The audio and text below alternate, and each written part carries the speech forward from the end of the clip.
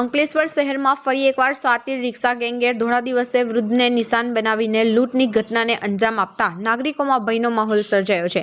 પેસેન્જરના સર્વાંગમાં બેઠેલા ગેંગના સભ્યોએ ચાલાકીપૂર્વક એક વૃદ્ધ મહિલાનું ધ્યાન ભટકાવી અંદાજે 15 ગ્રામ વજનની સોનાની કિંમતની બંગડી સેરવી લેતા શહેરની સલામતી વ્યવસ્થા સામે ગંભીર પ્રશ્નો ઊભા થયા છે।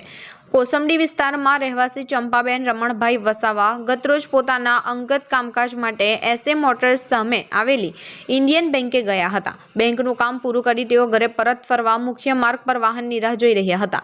તે સમયે એક રિક્ષા આવીને ઊભી રહી, જેમાં અગાઉથી જ 3 શંકાસ્પદ પેસેન્જરો બેઠેલા હતા। રિક્ષા ચાલકે વિશ્વાસમાં લેવાના ઈરાદે માસી ક્યાં જવું છે, બેસી જાવ કહી રિક્ષામાં બેસવા આગ્રહ કર્યો હતો।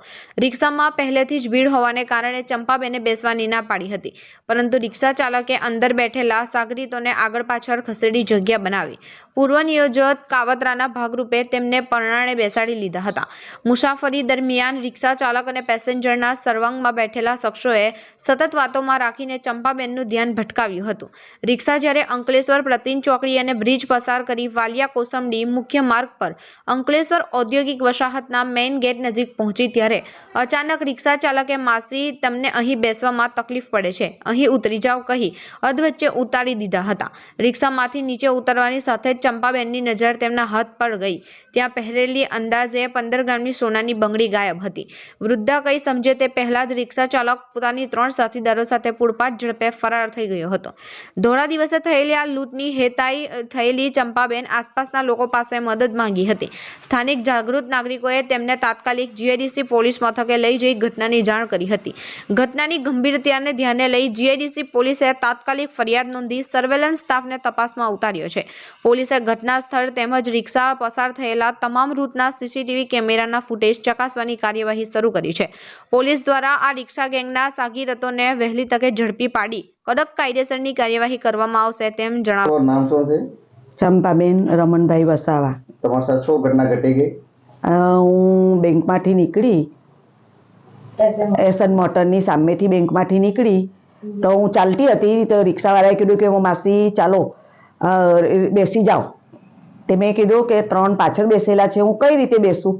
તે એ લોકોએ થોડી જગ્યા આપી અને કે મેં કીધું કે મને એમને એવું કહ્યું કે આ લોકો તો અહીંયા ઉતરી જ જશે। પછી પ્રતિન સુધીને આવ્યા, પ્રતિન ચોકડીથી એમને બ્રિજ ચડાવી દીધો અને નોટિફાઈની જીઆઈડીસીનો પેલો જે દરવાજો આપણે એ આવે છે દરવાજો, ત્યાં ગાડીથી આગળ જતા મને એને ઉતારી પાડી। મને કહે કે માસી ફાવતું નથી, તમે ઉતરી જાઓ।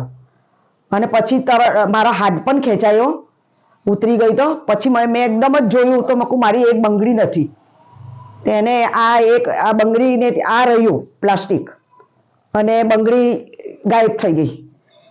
હું એક રિક્ષાવાળા ભાઈને કહ્યું, પણ એ રિક્ષાવાળા ભાઈની રિક્ષા બરાબર ચાલે એવી નહોતી, તો મને કે તમે કોઈ બી બાઇક પર બેસીને જાઓ માસી, એ રિક્ષાને પકડો, પણ એવું કોઈ મળ્યું જ નહીં। એટલે પછી હું જીઆઈડીસી પોલીસ સ્ટેશને ગઈ અને ત્યાં બધું સાહેબે લખાયું, બધું કર્યું અને પછી નોટિફાઈના તો જે પેલા કેમેરા લાગેલા હોય ઓફિસમાં, અહીંયા બધું બતાવ્યું, તેમાં દેખાયું પણ બસ। પછી તો સાહેબે કહ્યું મને કે બેન છે તો અમે પૂરતી કોશિશ કરીશું અને મળશે તો હું તમને આ ફોન નંબર લીધો છે તો તમને ફોન કરીશું।